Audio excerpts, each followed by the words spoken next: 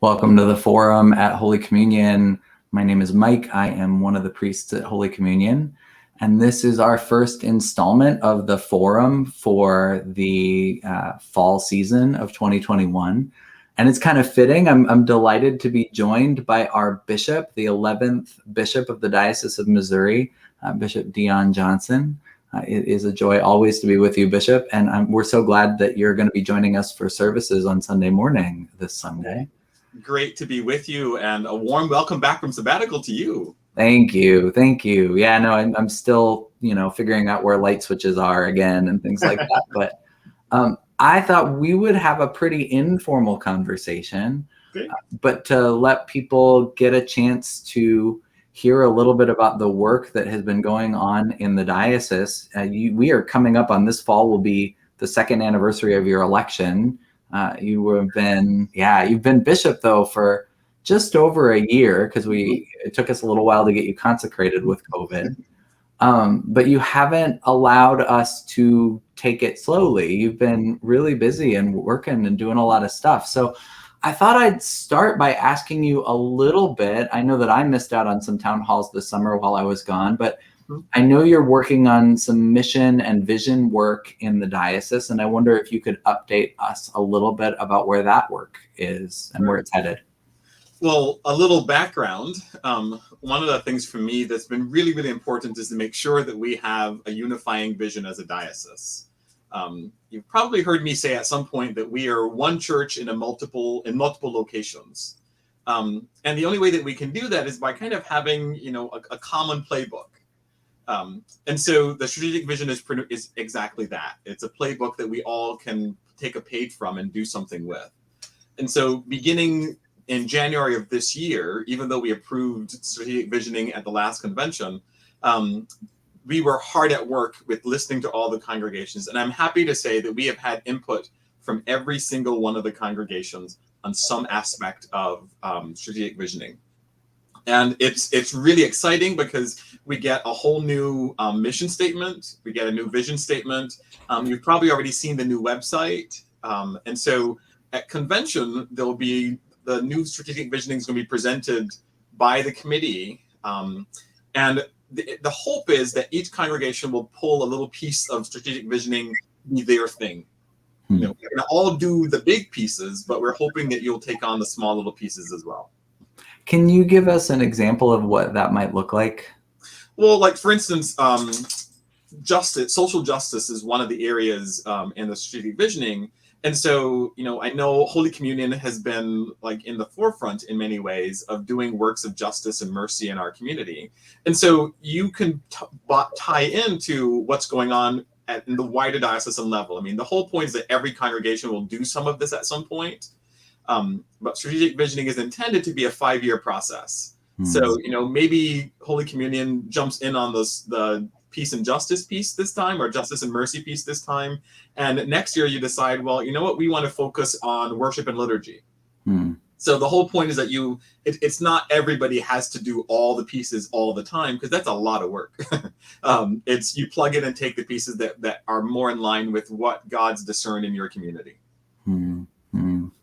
How has, I know that COVID has impacted everything in your episcopate, including when you got to become bishop, but how do you think the COVID situation has had an effect on this process and what might come for it and what's going on in the diocese writ large? COVID? What COVID are you speaking of?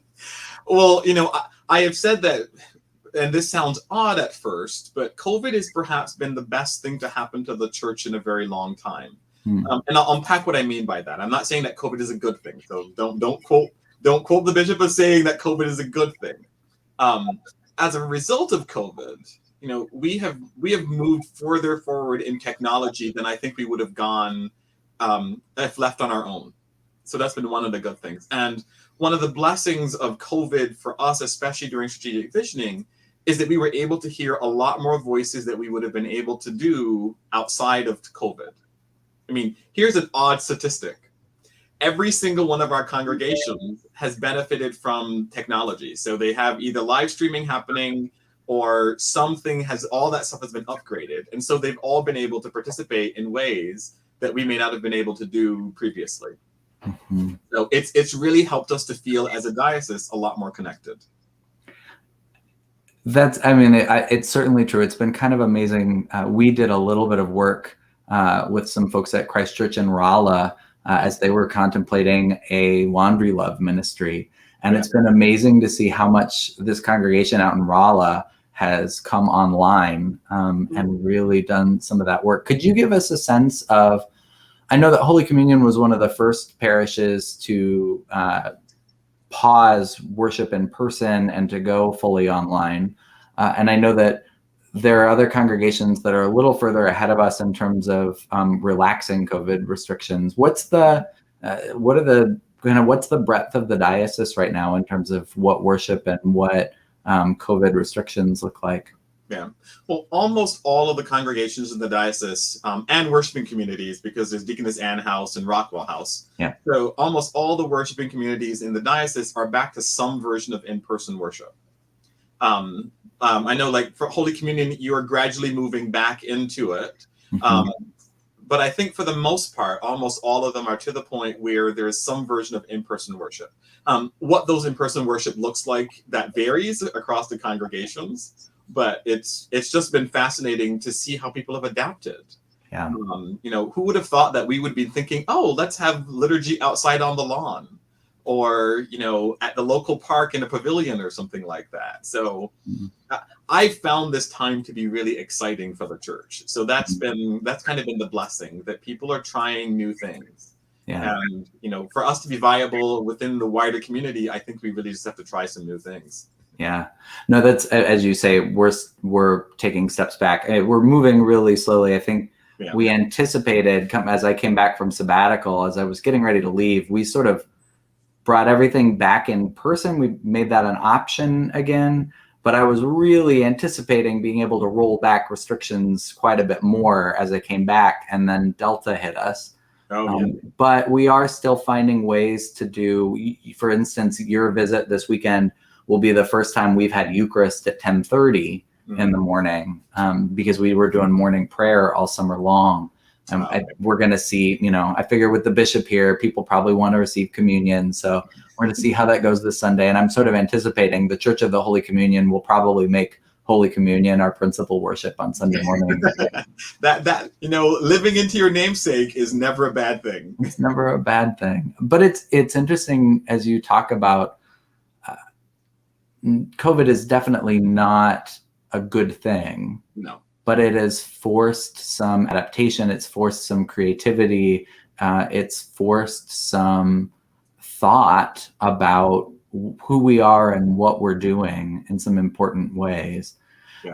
We've also had this interesting dance, and sometimes people talk about dance in a way that's like political and problematic. I know that for us, and partly because the Reverend Mark Smith has been on your COVID advisory committee for the diocesan guidelines, but we've done, I think, a pretty, we've worked really well together, but there's been a little bit of a dance of local decisions about what the restrictions are versus bishop's orders. And you put a masking mandate back in place as the Delta numbers rose this summer.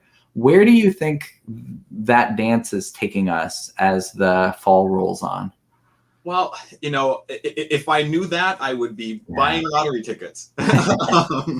But I like you said, it's kind of a delicate balance between here's the authority that the bishop is given and local authority, and I try not to use that. Okay, you have the full authority to do all of this stuff. Yeah. I try to use that lightly. Because what's best in your context in your community. On that same level, I have to look at the whole diocese and recognize, like, for instance, we have had no super spreader events at any point in the Diocese of Missouri. Zero. Yeah. There are not too many dioceses that can say that. And so for me, once I saw the Delta variant kind of really on the rise, the mask mandate was just kind of, well, this is what we have to do to protect our neighbors. I know some folks will disagree, but I would rather be cautious and save some of our folks some pain and grief than to not be cautious and have to worry about people who are grieving those who they're losing. Yeah. No, I do have to say, Julie has done a fantastic job while I've been away. Really done an incredible job leading while I've been away.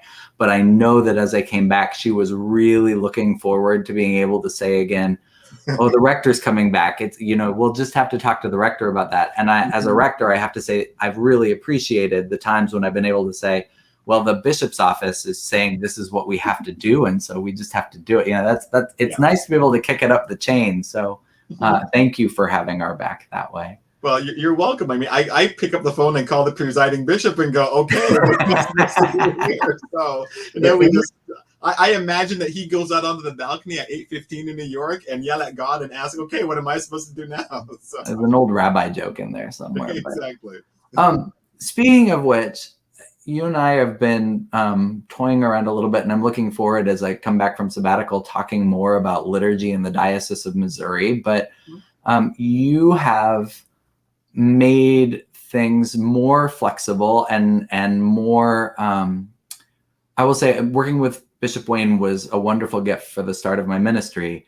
And when you came on, I went from asking the bishop's office sometimes for forgiveness and sometimes for permission to do things liturgically to anytime you and I get on to talk about liturgy, you're like handing me 4 resources and saying, you should try this at Holy Communion. I'm going, whoa. But you're on the church-wide commission on liturgy. And so you've got a little bit of a sense. Next summer, you and I will be together at the convention of the wider Episcopal Church. So I wonder if you're hearing anything, does COVID impact our wider conversation about liturgy in the Episcopal Church? And what are the things that you're looking forward to talking about as we prepare for a church-wide discussion next summer? Yeah. Well, I mean, like you said, I'm on the prayer book and liturgy revision task force. And that comes with its own set of challenges, obviously. Yeah. Because, you put 2 Episcopalians in a room and there are 4 opinions on liturgy. Yeah. And so I'm not saying we're going to have a church fight. But I suspect that there's going to be some pushback at different levels around what prayer book revision means. What I think is happening more often than not is more people are reading this like we're going to get a new prayer book. And if you read the resolution from General Convention, that's not what the resolution says. The resolution asks us to revise the current prayer book. A new prayer book and a revised prayer book are 2 different things. Yeah. So, I mean, so we're going to revise liturgy. And I think what we're looking at is the possibility of having more options to better reflect the diversity that's now present in the Episcopal Church. I mean, people forget that Puerto Rico is a part of the Episcopal Church, Honduras, Ecuador, that there's 17 countries outside the United States that are part of, Haiti. Yeah. They're all part of the Episcopal Church, and that's a wide cultural group to try to bring together in one worshiping community. And so a big part of prayer book revision is to begin to reflect the now present diversity that's in the Episcopal Church. Yeah. People who are going to push back against that because it's like, well, I'm accustomed to things being a certain way. But those things aren't going away. We're just expanding rather than we're not taking away, we're expanding what's already there. Yeah, no, it's interesting. In some ways, you've pushed us to live into the breadth of what's allowed now, and given us. And when I say you've handed us things, I mean I found some of the liturgies you wrote during COVID when we were in this very flexible space, when we were entirely online, incredibly useful. And you also handed us. I didn't know about the new translation of the Psalms from the Anglican Church of Canada, which we've been using all summer at Holy Communion. And I've heard good things about. So it's interesting to see what, I wonder whether the flexibility that has been forced at this time by COVID, whether that might broaden this conversation a little bit. I suspect it will a little bit. I mean, but there are still some pockets of the church, and a lot of it depends on the diocesan bishop. Yeah. Some bishops are much more permissive, and then there's some who are like, well, just do the stuff from the prayer book and all shall be well. I happen to be part of the first group to say, just even looking at the resolution that we talked about for prayer book revision, it calls for a season of experimentation in the Episcopal Church. And again, we forget that we were called to try some new liturgies that could be submitted. And so if we don't try new things, what do we have to compare once we get to that point? Yeah. So I would rather us try some things, and I'd rather you just send stuff to me, or knowing that I'm going to send you back like 6 different revisions or something, because I'm fascinated by liturgy. I love liturgy, and I love liturgy done well.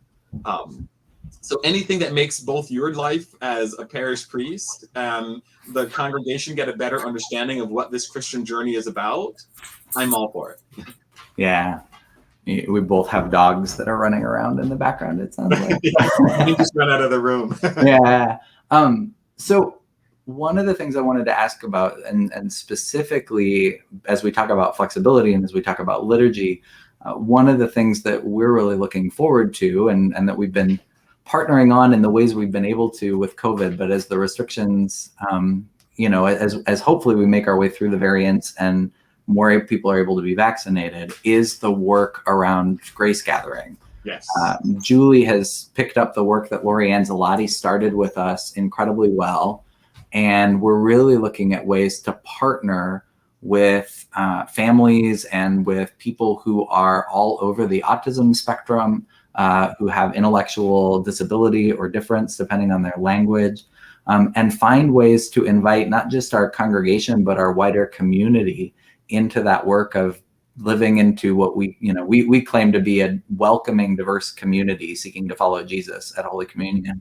And so learning how to live more deeply into that diversity. Whitney preached this summer, came in and visited and preached this summer, and I'm still hearing rave reviews of Whitney's sermon.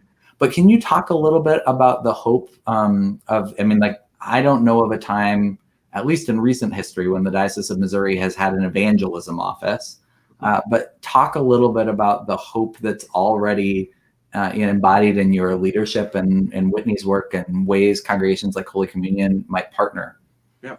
Well, a little fun fact. Whitney is one of, I think, only six evangelism staff members across the 110 dioceses of the Episcopal Church. Mm. So for me, it's a role that we desperately need kind of going forward. Because, for me, we embody so much good news, being, the Episcopal branch of the Jesus movement, according to the presiding bishop. But there's so much good news. There's so much, I think, that we can offer to a world that's looking. But we tend to think of evangelism as that bad word because we've experienced colonial evangelism, where you just beat somebody into submission until they give in, and that we know that doesn't work. Yeah. And so with grace gatherings, like some of the other initiatives about planting new congregations and new communities that are worshiping, I think they offer us an opportunity to really speak to and be with people during whatever's going on in their life. And so, so grace gathering is one, and I'm so grateful to you and the folks at Holy Communion and Lori and Julie and all the other people that make that a possibility, for the ministry that you're doing, especially for those folks who might be difficult to try to worship on a Sunday morning at a 10:30 service that looks pretty normal, and normal is a relative term. Well, that has bright lights and loud organs and all those things that are in that hymn that we do this time of year, the loud organs proclaim, but exactly. all the very enculturated ways in which we worship that sensory wise don't work if you're somebody for whom that is an assault on your senses. So Exactly. finding ways to do that flexibility. Yep. Yeah, it's an interesting thing to be an Episcopalian with a big history of, like the Episcopal Church has some of the biggest history of being married to colonialism of any church there is. Yeah. but trying to envision being present and announcing good news in a community in a different sort of way. And Julie's remarked on this over the summer. We've been catching up this last week as I've been back, and multiple times she said to me, I can't believe, coming from California, how many people just show up and worship with you all for the first time. That in Missouri, there are so many people that are hungry for church that looks like Holy Communion, that looks like what the Episcopal Church has to offer, that has done its work around racism, or is doing its work around racism and homophobia, and is doing its work around women's leadership. And that, I mean, it's just sort of a surprise for somebody coming from the West Coast to see like how appealing that is, and how ready people are to hear. So go ahead. The hope is to expand on that. I mean, Grace Gathering is a great one. We're Mtipe Kagani, who just went off to seminary this fall. He's in the midst of planting a new African diaspora congregation out of the cathedral. We just invested a whole bunch of stuff from the National Church and Faith Christian Church of India. Yeah. And we're looking at a Spanish-speaking congregation in the not too distant future. So I mean, part of it for me is we have got to go where people are. You know, waiting for them to come to us is just not going to happen anymore. Yeah. And I'm so excited to hear that you're looking at a Spanish-speaking congregation. Having gotten to lead one of those in Washington when I first started, that was another thing I was going to say with the prayer book. In that resolution, the only pushback I didn't hear was the resolution from General Convention saying we need a new translation of the Spanish language prayer book because it was done in such a way that's not the language of the people.